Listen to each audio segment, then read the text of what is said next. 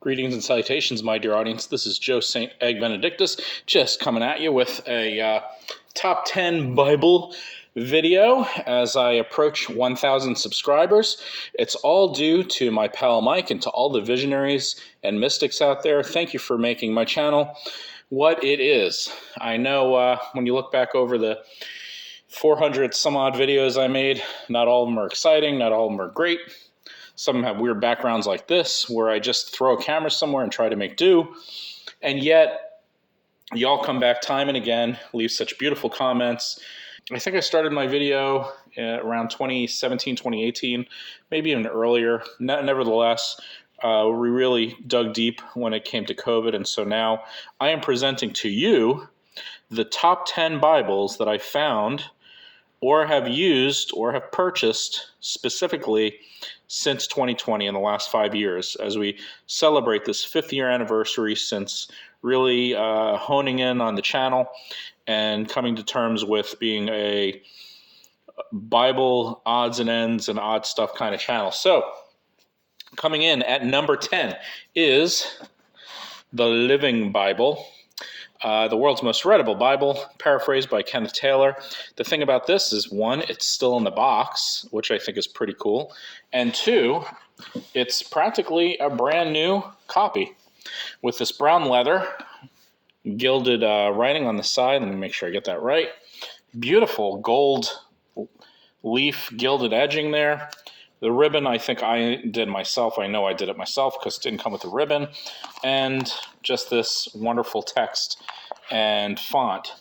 Clear as day, can't go wrong. The entire Bible, Old and New Testament, here within a very handy-dandy Living Bible, vinyl-y, leathery, maybe bonded leather kind of edition, but one that, I don't know, I think is really cool. Keep that in the box there. So that comes in at number 10.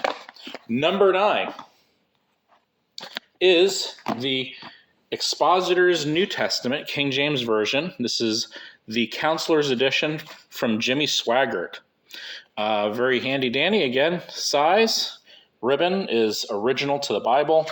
It's by Jimmy Swaggart Ministries, and it comes with not only a red letter edition, but notes from Jimmy Swaggart himself.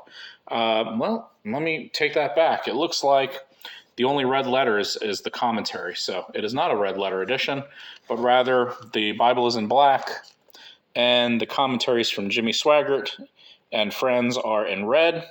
So that's number 9. Number 8 is this bonded leather Amplified Bible. Nice gilded edging again, maroon ribbon. There's the number right there, the ISBN number, and just a beautiful, really nice edition. Nice presentation pages, again, practically brand new. And for the Amplified Bible, you find a lot of these in hardcover. It's rare to find one, as far as I know, going to the used bookstore and looking online and all kinds of other places to find a leather edition Amplified Bible. So this is one of my favorite Bibles. I really don't use it as often as I should. I should incorporate it more into my Bible studies, but frankly, with all the Bibles I have, I just either don't have time to use it or just forget about it. But that is number 8 by Zondervan. There goes. Number 7. It's another rare Bible. This is the New Testament in modern English. This one by the only female translator I have, Helen Montgomery, in 1928 or thereabouts, maybe 1929. Helen Barrett Montgomery served as the first woman president of the Northern Baptist Association. Just a really interesting translation. It's verse by verse, single column, as you can see. And she does some good work. Her background was in Greek and Semitic languages. So here you get a very interesting translation from Helen Montgomery. This is not something you find every day, the red and the black hardcover, but nevertheless, a wonderful find, and so therefore makes number 7. All right, so we have 10, 9, 8, 7. Number 6 is another New Testament. Actually, the next 2 Bibles are New Testaments. You have the Helen Montgomery. Then this is, I don't know if you can read that very well, a Revised Standard Version New Testament. The reason why I love this, it has this decorative gold around the side here, but it's a single column reader edition. I just love its clarity. I love how it just feels in the hand like one of those old pocket books. But this particular one has a misprint. John 8 goes to Luke 22. This is in the middle of the Gospel of John, by the way. You have Luke 22, Luke 22 again, Luke 23, Luke 23, and then it goes back to Luke 24, and then eventually goes down to John 6. So you go from Luke, John 7 to John 6. Maybe it's the John that's out of place. Nope. So it's just all over the place. It goes from John to Luke, back to John 6, and all of that. So misprint, I like it. It feels really good in the hand. Sometimes I'll use this to preach out of. Obviously, I go to the right text before I preach out of it, but I always keep this little book dart in here because I do use this to preach every once in a while because it is clear, it is easy to read, and it just, again, it feels wonderful in the hand. And that's why it is number 7. Let's see, 10, 9, 8, 7, 6. I'm sorry, that would be number 6. Number 5 on the list is another New Testament and NRSV. It's a little guy. You might remember this from a few videos years back. I remember bringing this little guy, it's by Nelson, to my friend's house in Colorado Springs back in 2020 when we were moving him to a different location. And I had this little thing and I was just reading it and loving it. And as you can see, very small print, double column, but really small. Can't be more than 3 inches, 3.5 inches maybe, or I would say even just less than 3 inches. New Testament and the Psalms in the back. Read my lectionary texts. I love this little thing. I can't use it to preach because the type is too small, but it fits easily in a backpack or a bag or a travel bag. Just love it. So it comes in at number 5. Number 4 is a King James Version.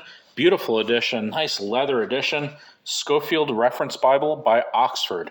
It has that Oxford leathery feel with a ribbon, but the thing I love about this is this beautiful gilded edging. You can see it just shine, shine, shine. And because it's a Scoffield, it has those notes, double column with the references. Just a gorgeous edition. As you can see, when you do the pages, it turns red. So it goes from the gilding to the red, art gilding. Just a wonderful, wonderful copy. Love this thing. Has the concordance in the back, study notes at the beginning of each book. When I need a King James Version, this is the Bible I reach for at number 4. Number 5 is a Bible that I purchased new, one of those rare Bibles I purchased new. It is the New King James Minister's Bible. You cannot get one of these anymore. They might have changed it, I think, to the Preacher's Bible, but I don't even think that's the case. By Thomas Nelson. Still have it in the box because I use it regularly for funerals. In fact, it has all of my notes and my funeral notes in here. It has this comfort leather.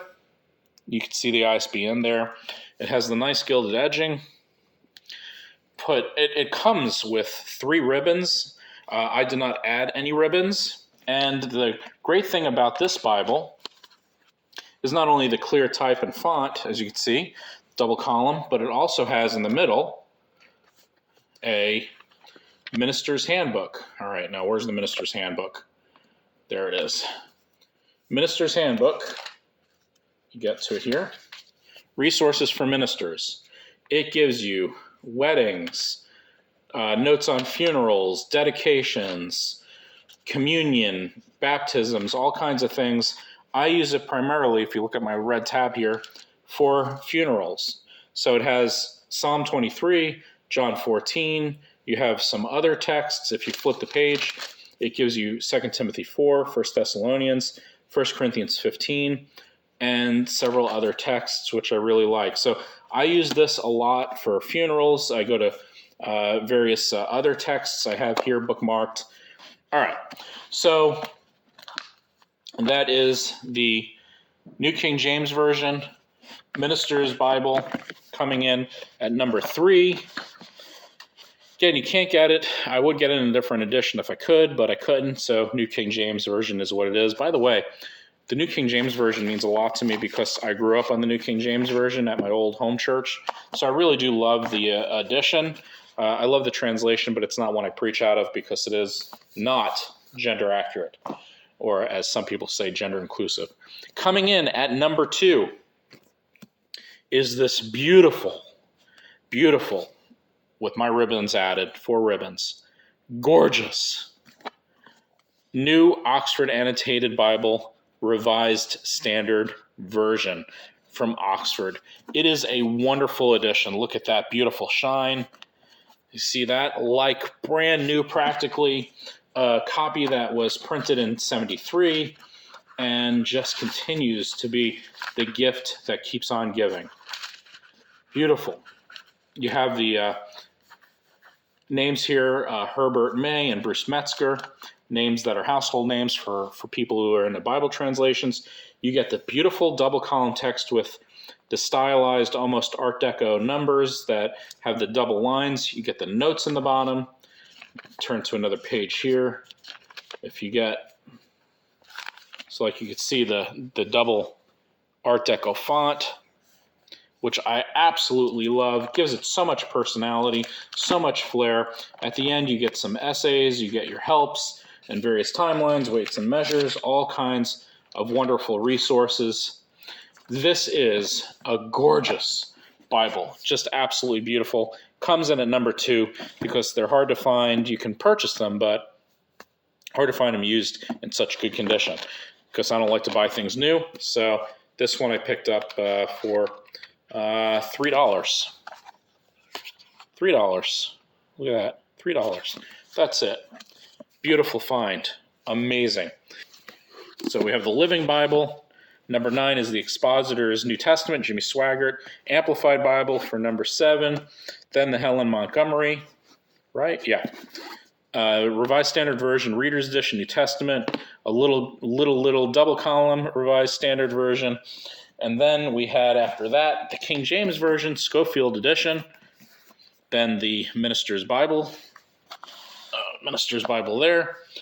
And then number 2, the New Oxford Annotated Bible, Revised Standard Edition. So with that, let's move this out of the way. We have number 1 Bible that I've picked up in the last 5 years, the Jewish Study Bible by Oxford. A wonderful resource. Of course, it is only the Old Testament in the Tanakh translation, but it gives you not only the single column text, but these notes all around. I put these Bible tabs for convenience so that I can find the books easily because, gang, in the Jewish Bible, they're a little different order than in our Protestant or even Catholic Bibles. And it gives you all of these resources, wonderful essays towards the back. Wonderful addition to the library. Nothing fancy on the side. I added my own ribbons. But a great addition. I actually preached out of this once when I was preaching to a Jewish synagogue on the book of Numbers. I think it was like Numbers 22 or something. And utilized this particular, or maybe Numbers 18 or Numbers 19, something like that. Numbers 20 maybe. Oh yeah, it was Numbers 20. So I haven't used the Bible since or changed the bookmark since, but preached on Numbers 20 and used this, was able to connect with that particular audience while the rabbi was on vacation, and absolutely loved this Bible. So when you think about really these top 10 Bibles, it's not just a matter of the look and the feel, although that plays a part in it, but it's really about usage and what role they play in the ministry and how they've been faithful companions along this journey of faith. Not necessarily over the last 20 years of my ministry, but most particularly, at least over the last 5 years of this channel. Thank you so much for being a part of the channel. Like and subscribe. Let's go ahead and jump past those that 1,000 number, and just keep sharing with your friends and tune in as I don't make as many prolific videos as I'd like to, but try to make videos that are of interest nevertheless. I don't see a cat around, so no cats this video, but thank you anyway.